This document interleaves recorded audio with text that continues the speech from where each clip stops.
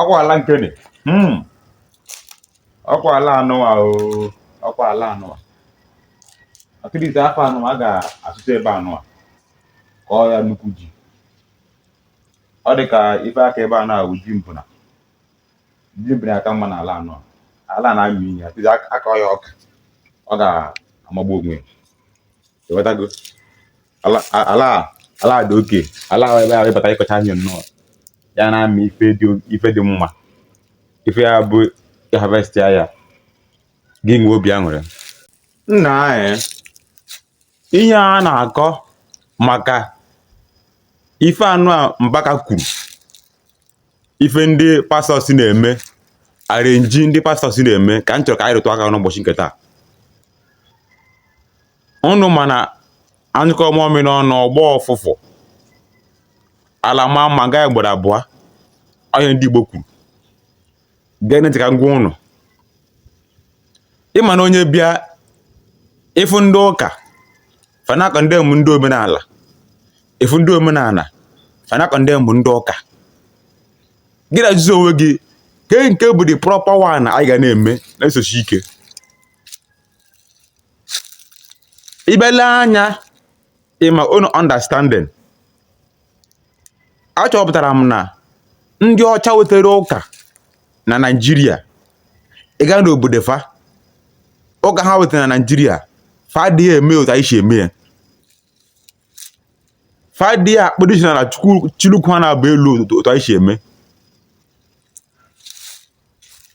ọ ka mma mmadụ bịa ya were ihe Chukwu nyere ya ọdịbendị bụ ọdịbendị omenala ga-adị ọ ka mma ịbịa ife a Chukwu ji gozie gị gbara osi okwu na ya na-emesi ya ike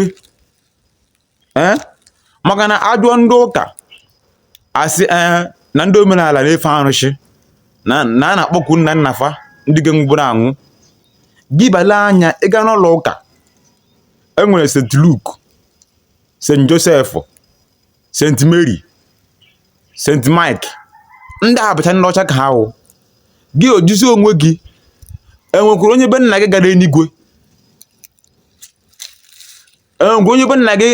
gara enigwe bụ senti ọ sị naanị nnọcha bụ senti ị na-akpọ St. Luke, St. Joseph, St. Michael ọma onye bụ ọ bụ nwanne nna gị ndị ahụ ị na-akpọ anwụgwo and ha bụ ndị ọcha ama onye iwu but dudo na brainwash guy with so many things anyị ama ngwụwa nke bụ eziokwu ya mere igige ntị ife fana mbaka na-ekwu na ka ochie ekwu a ngwagwa gị nata na mmiri akụrụ na ife ndị a na-eme most of them bụ arenji ife na ngwa gị na-aba 99 ahụ rịa gị go to hospital ife Matias Ezeaku na-ekwu enwe ebe e dere gị n'akwụkwọ na ọ bụrụ na ị na-eri ihe shuga n'ime nwe diabetes ọ bụrụ irisa ihe shuga nwere diabetes gị gaa ka ekpere gị ekpere ka ọ dịrị mmiri gị chọrọ eme na ndụ gị ịma ndị be anyị a na-ekwu ihe ọ dịka nwere ihe ọzọ ọ gara anyị mma dịka o si gbara okwu na ka anyị ọ bụ ndị Igbo nke ahụ ji mara anyị ihe ha ji wee biri ọdịbendị anyị ji wee biri ka a gbarụsi okwu na anyị na-emesi ya ike na-abụrụ nke ọjọọ ya maka na budodochiwedize kịta na abịa na gbasara omenala ụfọdụ ndị tiri aka na ihe ọjọọ na-eme nke na-adịrọ mma ọ dịzi na ka onye ọbụla na-eme omenala bụzi onye ọjọọ enwe ndị na-eme omenala na-emesi ike and ihe m chọpụtara bụ onye ọbụla efu na-eme omenala na-emesi ike na-eme nke ọjọọ ya enweghị ihe onye ahụ ga-eme na na-aga na-aga maka na akpọku ndị ọcha ma onye iwu St. Luke ị na-akpọku St. Michael ị na-akpọku St. Joseph ị na-akpọku ha ma onye iwu abụ nwanne nna gị bụzi ịkpọku ndị ezumezu ndị iche ndị n'ebe nna gị kwụọ aka gị ọtọ mara ihe ị na-eme enweghị ime n'ụwa na-aga aga ịghọtago gbadudo ebere nwa ochi ka we so many things ma anyị ka anyị mara that na nke anyị bụ arụsị kama ego obodo fa nke anyị obodo ahụ bụ nke dị mma nke dị n'obodo ahụ bụ nke a na-engomi engomi ịgbagụọ history ị find out na ihe Chukwu ji gozie mmadụ bụ onye kwesịrị ijirisi ike na ya eziokwu mgbe nnọcha bịara enwere ọsọ arụ anya bụ ndị Igbo na-eme ndọcha wepụrụ uche isi igbu ejima nke a bụ arụ maka na igbu mmadụ bụ adịrọ mmadụ ihu Chukwu but ọdịbendị bụ ọdịbendị mmadụ aganara gị ihe eji mara gị mmadụ aganara gị ihe iji pụta ụwa don't be influenced ka agbe nwa nke bụ eziokwu ama nke bụ eziokwu ama ihe dị mma kwesịrị na-eme otu kwesịrị na-eme ya ndị baị ga-abụrụsị okwu ike ndị baị ga-abụrụsị okwu ike maka pastors so many of them the preachings ha na-eme fa na-emezi business ịbakwa na omenala enwe ndị na-emekwa business kwa but ndị nke anyị mana na-ekwozi okwu ịma na-ekwuzi eziokwu ike ndị ahụ na-emesi ike maka otu nọ na ihe mma believe bụ na believe na humanity first. I believe humanity first. Emere m ihe ọjọọ mmemme gị ihe ọjọọ. That is it. Humanity first. That's my own belief. You're not going to go to Luke, you're not going to go to market. That was your own personal business. Anyị ọbụ ndị Igbo ga-abakọta ọnụ ka agụ nwa nke bụ eziokwu maka ndị ọcha aha ịga obodo ha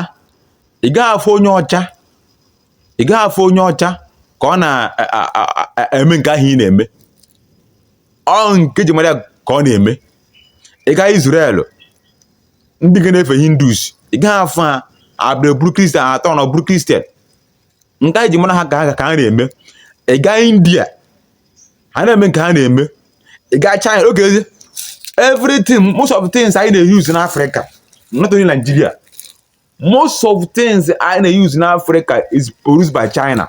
The Chinese they are not Christian. They are not Christian.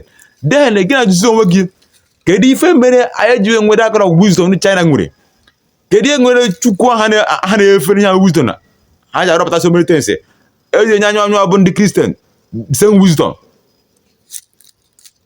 anyị na-ekpekpere ekpesi ike na-akpọ Chineke nna from January to December. At the end of the day, poverty, lack of good health, so many things to the bad. But in the China, now for Christian for their own religion, everything about them are this special. Why? Because they have committed everything in life to common sense.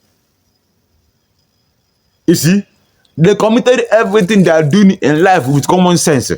Due to that common sense, everything put on the table, they put it through common sense. Not make sense to anybody. They open can.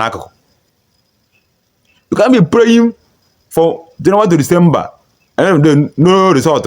I need hope. I'm gonna poverty. And one poverty. And we also thought you get my achieve on work. Okay, now.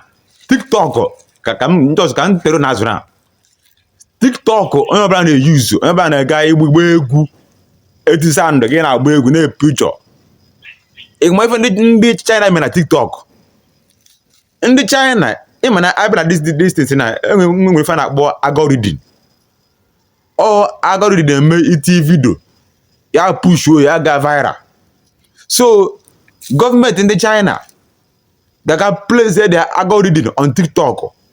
Maka have I created their own TikTok special. Created one kind special.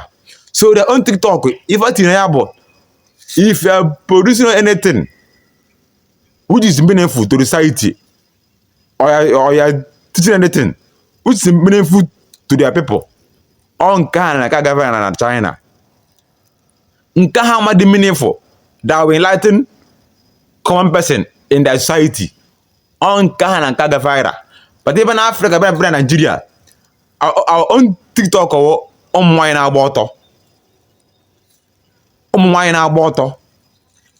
On ka ha na nka ga viral na own TikTok. Then give me expect ka the youth, ka the people in the society may produce something meaningful.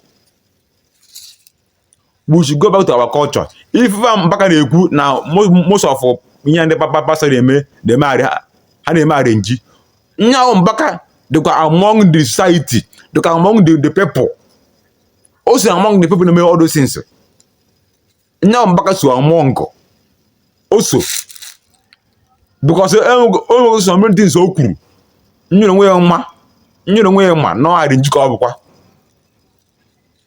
Some things mbaka kwuru nyere onwe ya mma no arrange ka ọ bụ. So nya onye na-ekwu okwu ndị pastor, nya onye na-empe ọnụ na-asị na ndị pastor sịrị, ndị pastor asị na akwụsị ime ihe a na-eme. O so na-eme ihe aha kwa. Ka agụwa nke bụ eziokwu. Ka anyị gụwa nke bụ eziokwu. Asị aga hapụ egwu n'ụlọ gbawa n'ama.